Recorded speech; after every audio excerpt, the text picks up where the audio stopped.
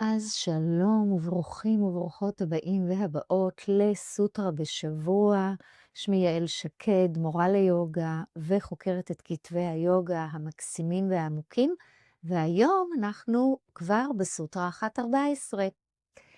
אז בסוטרה 1.12 למעשה, אני תמיד אוהבת לחבר את הלימוד של היום לשיעורים הקודמים או למפגשים הקודמים.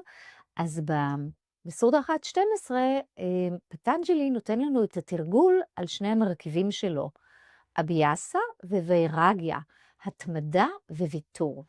בסוטרה 1.13, פטנג'לי אומר לנו, אביאסה, מה זה אביאסה? מה זה התמדה? הוא המאמץ המתמיד לייצב את ההכרה.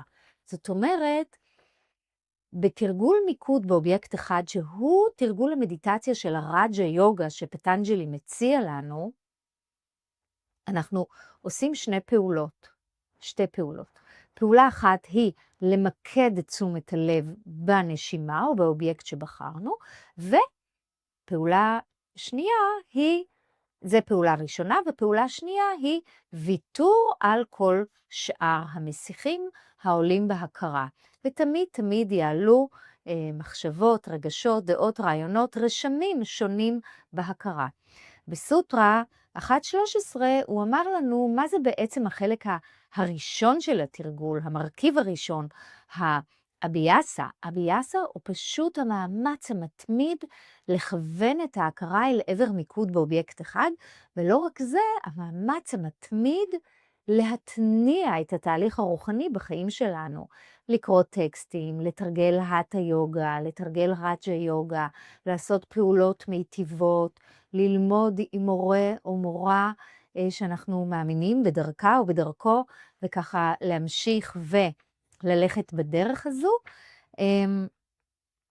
וכמובן זה מאמץ, כן? הוא אומר לנו, אביאסה, החלק האחד, המרכיב הראשון של התרגול, כרוך במאמץ, או זהו המאמץ. בסוטרה 1.14 הוא מספר לנו מה יקרה כשנשים לב או נשים את המאמץ הזה וניישם אותו גם בתרגול, גם ביום יום. אז בואו נקרא את הסוטרה. 1.14, ייצוב ההכרה מעוגן היטב כשהתרגול נעשה כראוי באופן סדיר ולאורך זמן. למעשה הוא נותן לנו כאן 3 תנאים שיאפשרו את התבססות התרגול בחיים שלנו ובהכרה שלנו. כן, אז נקרא את זה שוב. הייצוב של ההכרה, כן? לא הוויתור, ההתמדה בעיצוב ההכרה מתרחש או הוא מעוגן היטב כשהתרגול נעשה כראוי באופן סדיר ולאורך זמן. אז לתרגל כראוי, מה זה לתרגל כראוי? לתרגל נכון עם הנחיה מדויקת ממורה מיומן. כאן אנחנו באמת, יש לנו את ההנחיה המדויקת בקדן, איך לתרגל עם ככה במיקוד באובייקט אחד, עם הכוונת תשומת הלב אל האובייקט וויתור על המסיחים, עם הקשבה פנימית עמוקה, שתאפשר לנו איזושהי התבססות בתרגול. זאת אומרת, גם אם אני מתרגלת האטה יוגה, אני אתרגל עם הקשבה עמוקה, עם תשומת לב, אני ממש רותמת את תשומת הלב שלי אל עבר התרגול. המרכיב השני, או התנאי השני, זה למעשה באופן סדיר, בהתמדה, כן? יש שם מתרגמים את זה כבהתמדה. אבל אחד התרגומים זה הסדירות, באופן סדיר, לתרגל באופן סדיר. אז כדי לייצר התבססות, צריך באופן סדיר לתרגל, כן? ממש, לא רק שיש לנו השראה וחשק, אלא כל יום לפרוס או את המזרן או את כרית המדיטציה, ולהתחיל לתרגל. 5 דקות מיקוד באובייקט אחד ביום, זה תרגול מצוין להתחיל איתו. כמובן שאפשר לתרגל אסנה לפני, ואחר כך פרניאמה, ואחר כך לתרגל את תרגול המדיטציה. אפשר גם לתרגל פעולות מיטיבות, ולתרגל הליכות בטבע, ולתרגל אכילת אוכל מזין, ולתרגל שינה בזמן וקימה בזמן שמותאם לאורח חיים שהוא בריא ומיטיב. זאת אומרת, יש לנו המון דברים לתרגל אותם. איך לתרגל תגובות תואמות סיטואציה, כן? אבל מעבר לתרגול היומיומי, כאן פטנג'לי באמת אומר לנו במדיטציה, תרגלו באופן סדיר. אז כשאנחנו מזינים את עצמנו, כמו צמח שמוזן בדשן, במים, באור, אז כשאנחנו מזינים ומזינות את עצמנו, גם יגיעו תוצאות בהתאם. בואו נראה ומה תהיה התוצאה, הוא מגלה לנו ייצוב ההכרה. ייצוב ההכרה תהיה התוצאה, והתנאי השלישי הוא לאורך זמן. אז בשביל להתבסס באימון, אנחנו צריכים לתרגל לאורך זמן. מה זה לאורך זמן?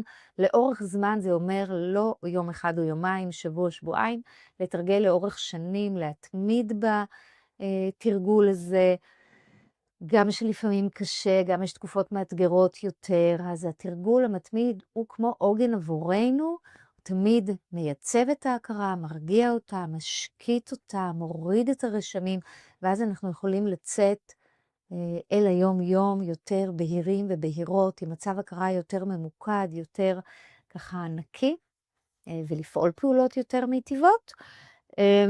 אפשר להשוות את זה באמת לצחצוח שיניים. אני רוצה להגיד שבשנים האחרונות הרבה מהמורים ליוגה נותנים באמת את הדימוי הזה של צחצוח שיניים, כמו שאנחנו מצחצחים ומצחצחות שיניים כל יום, וזה מנקה אותם. אז אותו דבר כשאנחנו מתרגלים מיקוד באובייקט אחד, זה מנקה את ההכרה שלנו, מבהיר אותה, דרכה למעשה אנחנו רואים, או הרואה מתגלה, איך הוא מתגלה? דרך הכרה בהירה בסופו של דבר. הדבר השני הוא באמת שצחצוח השיניים הוא גם פעולה מונעת. זאת אומרת, זה גם איזושהי רפואה מונעת. כשאני מצחצחת שיניים יום-יום, אני מונעת מהששת להתפתח. אותו דבר כאן, אם אני אתרגל מיקוד באובייקט אחד כל יום, זה גם קצת כמו רפואה מונעת. אני קצת אמנע את התזזיתיות של ההכרה, או את ההליכה שלה אחרי מושאים ללא הרף, או הגבת תגובות שאינן תואמות סיטואציה, שיוצאות מפרופורציה, ככה להתעצבן בקלות, לדבר לא יפה בקלות, לא לפעול פעולות מיטיבות.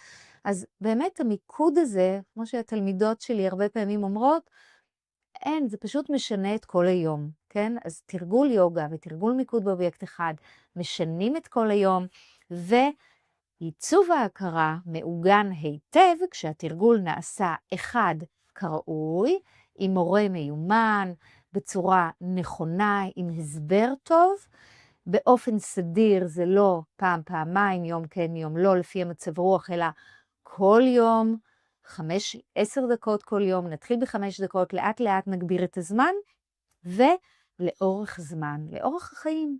למעשה התרגול הוא תמיד יהיה תרגול משמר, תומך, שבעצם מבסט את המערכת, כי המערכת הפיזית-מנטלית שלנו תמיד תפגוש אתגרי חיים, אירועי חיים. היו לי ילדים קטנים, היום הם גדולים. היו לי 3 בנים, עוד רגע יש לי 3 כלות, כן? אז במובן הזה, תמיד המערכת, אחר כך נכדים, אחר כך יכול להיות מחלה, בריאות, סיטואציות, כן? זאת אומרת, החיים פרקריטי כל הזמן מביאה לנו דברים, יחסים עם חברים, עם חברות. אז תמיד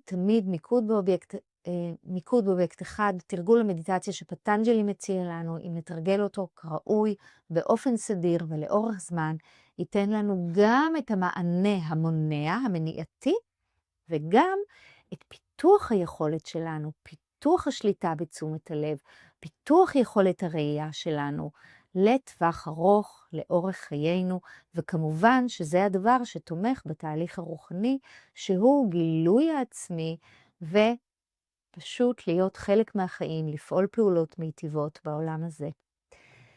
אז עד לכאן סוטרה 1.14, בואו נביא כפות ידיים אל הלב, נעצום עיניים.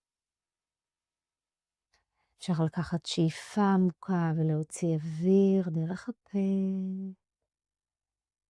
ונודה על הזכות שניתנה לנו ללמוד ולתרגל יחד, לקרוא את הסוטרות ואת פירות הלימוד והקריאה והתרגול, נקדיש לטובת כל הברואים והברואות, ונקווה לשחרורם ושחרורנו מסבל.